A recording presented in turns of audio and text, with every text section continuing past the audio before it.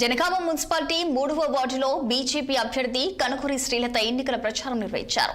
ప్రభుత్వాలు మారినా జనగామ వాసుల సమస్యలు మాత్రం వీరడం లేదని, కౌన్సిలర్గా అవకాశం కల్పిస్తే రోడ్లు, డ్రైనేజీలు నిర్మిస్తానని, ప్రజల మద్దతుతో ఎలాగైనా గెలుస్తామని ఆశాభావం వ్యక్తం చేశారు. ఇక ఇదే అంశానికి సంబంధించి మరింత సమాచారం మా వరంగల్ ప్రతినిధి రాము అందిస్తారు.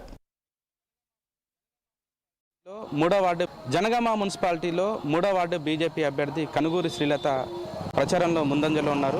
ఎక్కడ చూసినా కూడా ప్రజలు తమకు బ్రహ్మరథం పడుతున్నారని చెప్పేసి వాళ్ళు ఇప్పటికీ ఆశాభావం వ్యక్తం చేస్తున్నారు. ఖచ్చితంగా ఈ జనగామ మున్సిపాలిటీకి సంబంధించి 3వ వార్డులో జయకతను ఎగరవేస్తారని చెప్పి చాలా ధీమాగా చెప్తున్నారు. అసలు వాళ్ళ ధీమాకు కారణం ఏంటి, ప్రచారంలో వాళ్ళకు ఏ విధంగా కొనసాగుతుందో తెలుసుకునే ప్రయత్నం చేద్దాం. చెప్పండి, మీరు ప్రచారం చేస్తున్నారు కదా, ప్రచార సమయంలో మీకు ప్రజల నుంచి ఎలాంటి స్పందన వస్తుందండి? నమస్కారం అండి, నా పేరు శ్రీలత. 3వ వార్డు నుంచి బీజేపీ అభ్యర్థిగా నిలబడ్డాను. ముఖ్యంగా సమస్యలు 3 చెప్తున్నారండి. రోడ్లు, మోరీలు, కోతులు, ఈ 3 ప్రధాన సమస్యలుగా చెప్పడం జరిగింది. మేము కూడా వాటిని పరిశీలించడం జరిగింది. ఎందుకంటే మేము కూడా ఇక్కడే వాళ్ళతో పాటే ఉంటున్నాము, వాళ్ళతో పాటే జీవిస్తున్నాం కాబట్టి మాకు అన్ని సమస్యలు తెలుసు. ఖచ్చితంగా ఈ 3 సమస్యల్ని మాత్రం ఖచ్చితంగా తీరుస్తామని అందరికీ తెలియజేస్తున్నాం. మీ ఈ వార్డుకు సంబంధించి మొత్తం ఎంతమంది ఓటర్లు ఉన్నారండి? 1703 ఓటర్లు ఉన్నారండి. 1703 ఓటర్లు ఉన్నారు. ఇప్పుడు అధికారంలో కాంగ్రెస్ పార్టీ అధికారంలో ఉంది, ఇక్కడ ఎమ్మెల్యే వచ్చేసి బీఆర్ఎస్ పార్టీ నుంచి కొనసాగుతుంది. కేంద్రంలో మాత్రం అధికారంలో బీజేపీ ఉంది, కానీ ఇక్కడ లోకల్ నాయకత్వం లేక బీజేపీ కార్యకర్తలు చాలా నిరుత్సాహంగా ఉన్నారు. మాకు కొంతమంది ఇబ్బంది పడుతున్న పరిస్థితి. మీరు ప్రజల్లోకి వెళ్ళి ఓటు అడిగే పరిస్థితుల్లో మీకు ఇలాంటి అనుభవాలు ఎదురవుతున్నాయి? మాకైతే మంచి స్పందనే ఉందండి ఖచ్చితంగా. ఎందుకంటే మన సెంట్రల్ గవర్నమెంట్కే సపోర్ట్ చేయడం జరుగుతుంది.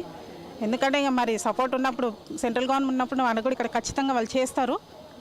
స్టేట్ కన్నా సెంట్రల్ గవర్నమెంటే చాలా మంచి, ఎందుకంటే ఇక్కడ నిధులు ఇచ్చేది కూడా వాళ్ళే కాబట్టి ఖచ్చితంగా వాళ్ళు మనకి తోడుంటారు. బీజేపీని గెలిపిస్తే ఖచ్చితంగా అభివృద్ధి అనేది ఖచ్చితంగా జరుగుతుంది. ఒక్కసారి అవకాశం ఇవ్వాలని అందరినీ కోరుకుంటున్నాం.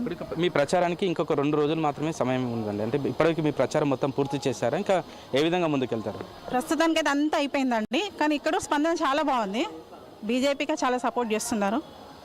మీరు చెప్పండి, మీరు ప్రచారంకి వెళ్ళిన సందర్భంలో ప్రజల నుంచి మీకు ఎలాంటి సమస్యలు, ముఖ్యంగా చాలా సమస్యలు ఉంటాయి, డ్రైనేజీలు కానీ, రోడ్లు కానీ, అంతర్గత సమస్యలు చాలా వరకు ఉంటాయి. మీ ముందుకు వచ్చిన సమస్యలు ఏంటి? సమస్యలు లేదనేదే లేదన్న మన వాడు.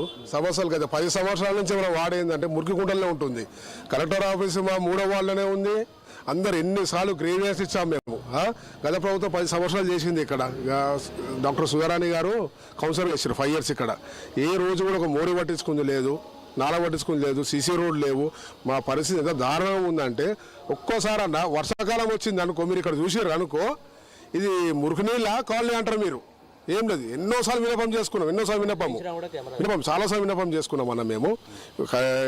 ఈ విషయం మేము కలెక్టర్ గారికి తీసుకెళ్ళాము, కమిషనర్ గారికి తీసుకెళ్ళాము, మన మాజీ ఎమ్మెల్యే గారికి తీసుకెళ్ళాము. ఏ గవర్నమెంట్ వచ్చినా 3వ వార్డు మారేది లేదన్న. ఈ బీజేపీ ప్రభుత్వం వస్తేనే మారగలుగుతుంది. ఇక్కడ అధికారంలో కాంగ్రెస్ పార్టీ ఉంది, ఎమ్మెల్యే బీఆర్ఎస్ నుంచి కొనసాగుతున్నాడు. ఖచ్చితంగా జనగామ మున్సిపాలిటీకి సంబంధించి మేమే ఇక్కడ చైర్మన్ పదవి మేము చేపడతాం, జెండా ఎగరేస్తామని చెప్పి 2 పార్టీలు ధీమాగా చెప్తున్నారండి. మీ పార్టీకి సంబంధించి ఎవరు, మీ పార్టీ అగ్రనేతలు ఎవరైనా ప్రచారం చేపడుతున్నారా? అసలు ఏం జరుగుతుంది బీజేపీకి సంబంధించి ఇక్కడ? అన్న ఒకటి చెప్పాలన్న, వీళ్ళకి ఎంతసేపు వీళ్ళకి ఏముంది తెలుసా? మాకు చైర్మన్ పదవి కావాలి, చైర్మన్ పదవి గురించి అడుగుతారు వీళ్ళు అన్న. ఇప్పుడు సిపిఎం ఉంది, సిపిఎం వాళ్ళు ఏంటంటే కాంగ్రెస్ అలవెన్స్ అయ్యారు కాంగ్రెస్ తోటి. సిపిఎం అలవెన్స్ అయినప్పుడు కాంగ్రెస్ గవర్నమెంట్ 2 సంవత్సరాలు అయిందన్న. ఏమైనా అభివృద్ధి అయిందన్న? ఇక్కడ ఏం లేదు. గత ప్రభుత్వం 5 సంవత్సరాలు వచ్చింది, ఏం చేయలేదు ఇక్కడ. మీరు ఒకసారి మీడియా మిత్రులు ఒక్కసారి మా కాలనీ మొత్తం తిరిగిర్రు అనుకో, స్పందన ఇంటింటికి వెళ్తే వాళ్ళే చెప్తారు మా పరిస్థితి ఎంత దారుణంగా ఉంది ఇక్కడ అన్న. మరి కొంతమంది బీజేపీ కార్యకర్తలు ఉన్నారు, వారితో మాట్లాడిద్దాం. చెప్పండి, ఇక్కడ బీజేపీకి సంబంధించి ఎలాంటి అనుకూలతలు ఉన్నాయి గెలవడానికి? ఇక్కడ బీజేపీకి ప్రజలు బ్రహ్మరథం పడుతున్నారు.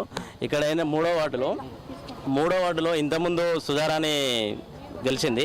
ఏ ఒక్క రోజు కూడా ఇక్కడ ఉన్న సమస్యల మీద ఎక్కడ కూడా పట్టించుకోలేదు. ఇప్పుడు ఇక్కడ బూడిద గోప అని చెప్పి కూడా లాస్ట్ టైం పోటీ చేశాడు, ఇప్పుడు కూడా పోటీ చేశాడు. ఆయనకు ప్రజా సమస్యల మీద ఏముండవు.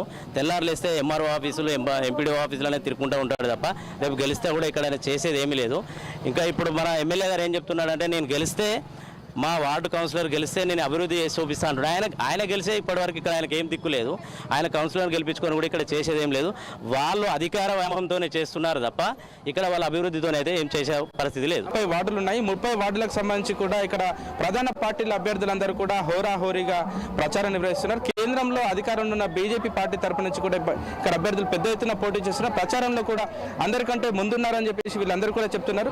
ప్రచారానికి వెళ్లే సమయంలో కూడా ప్రజలు ఏదైతే సమస్యలు ఉన్నాయో ప్రధానంగా రోడ్లు, డ్రైనేజీలు, కోతుల సమస్యలు కూడా గతంలో పోటీ చేసిన అభ్యర్థులు, గెలిచిన అభ్యర్థులు అందరూ కూడా మమ్మల్ని నిర్లక్ష్యం చేశారు. ఒకవైపు జిల్లా కేంద్రంగా జనగామ అభివృద్ధి చెందినప్పటికీ కూడా మౌలిక సదుపాయాలన్నీ కూడా మెరుగుపరచాల్సిన అవసరం ఉంది. కాకపోతే గతంలో పరిపాలించిన బీఆర్ఎస్ కానీ ఇప్పుడున్న కాంగ్రెస్ ప్రభుత్వం కానీ పూర్తిగా మమ్మల్ని విస్మరించింది.